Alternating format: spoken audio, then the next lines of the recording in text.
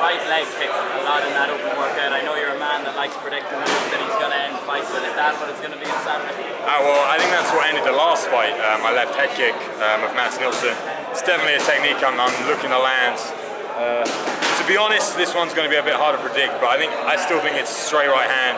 I think he leaps into it probably early in the second round. I feel like after he's frustrated in the first, he's going to come after me pretty hard. And my right hand's my weapon, and I think he's going to land right on him. Can you just talk about the car accident that you had a couple of weeks ago? I know you've been asked about it a lot, but how has it affected your training camp, and are you 100% going into this fight? I'm definitely 100%. There's no doubt. Physically, I'm 100%. Mentally, I'm 100%. You know, there's no problems there. The only thing it affected, of course, it affected the camp. I had about 3 or 4 days off training, which in hindsight was probably a good thing. I had a bit of a rest, but I brought in a specialist from the States, from Boston, a guy named Jimmy Quinlan, who is a formidable wrestling coach, fantastic on the ground. He's a black belt there too, and a great MMA fighter. I've trained with him a lot. We have a good relationship. So I brought him in especially to help me with this camp, and he was too injured to train over the last couple of weeks. So he's still been there coaching me, but I haven't been able to be hands-on with a body that I paid to be over in the country, and it cost me a lot of money to have him there. So it was a big, resource to me that I lost. But I still had all my other training partners at Tsunami. I still had the normal camp, and there was no real problems. Just 4 days off, and I was a bit shocked. I lost my car, so I wrote it off. I got to buy a car after Germany, so hopefully 50 grand will help me with that. One of the things that's changed from the fight going to London is that you're now managing yourself. Is that correct? Sort of, yeah. My management company that I was with, he's moved away from mixed martial arts for the moment, so I've now got an agent in the UK who I'm talking to, and right now for this fight it's a self-managed fight. Moving forwards, I may just have an agent, I might manage myself, I don't know right now, it's something I'm doing, but yeah, you're right, this fight I've managed myself for and everything's the same. Do you feel that's a lot on your plate to be focused on the fight, but also your schedule? No, not really. I've got great guys around me that take a lot of the stress away from me, and like I said, the agent I work with, he handled a lot of the stuff for me for this fight as well. So things like getting your shorts done, your banner, all that sort of stuff. He was on top of it, and sponsorship. So I got a great relationship with him, and it's definitely going to build. Management is different. I think managing yourself within your fighting career and what you want to happen, there needs to be a big element of trust there for when you're going to choose who you're going to fight next, where you want to fight, the direction you want your career to go in.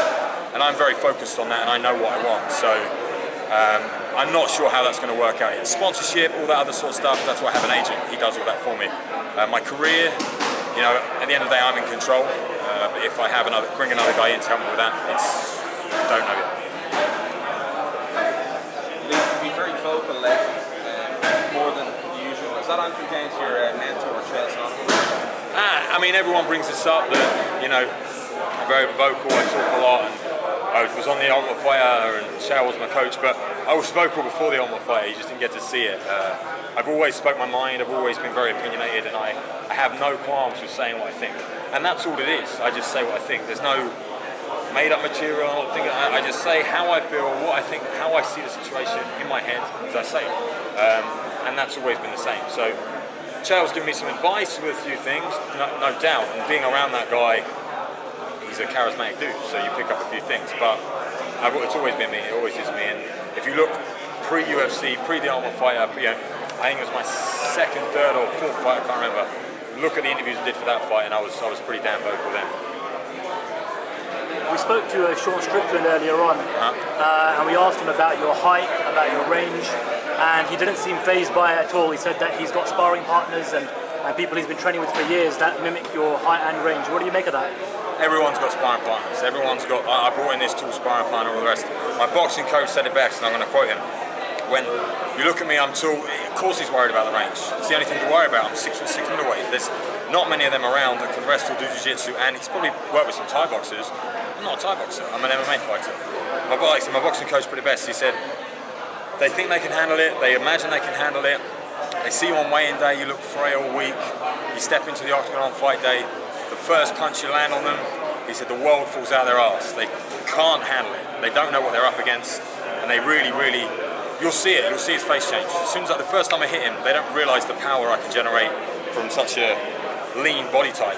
When I hit people, it hurts. You've seen that in my last couple of fights. I dropped Andrew Quake twice with relatively small shots.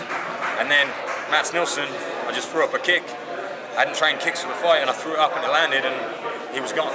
So I possess a lot of power for a man who's as skinny and small as I am.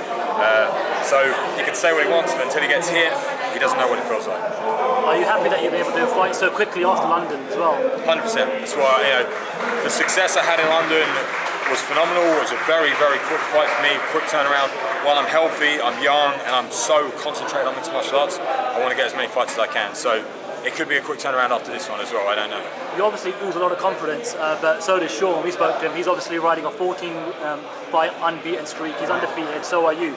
Is that the new challenge that you're looking forward to most on Saturday, that you're going to go up against a formidable fighter who's also undefeated like yourself? Yeah, I mean, being undefeated, it carries some weight, but I'm 3-0 in the UFC, you know. He beat Bob McDaniel on the season of me, and I don't see it as the same level, you know. I think this is new to him, you know, the UFC is still new to him, this sort of stuff. You guys, I'm used to it, I'm comfortable here now.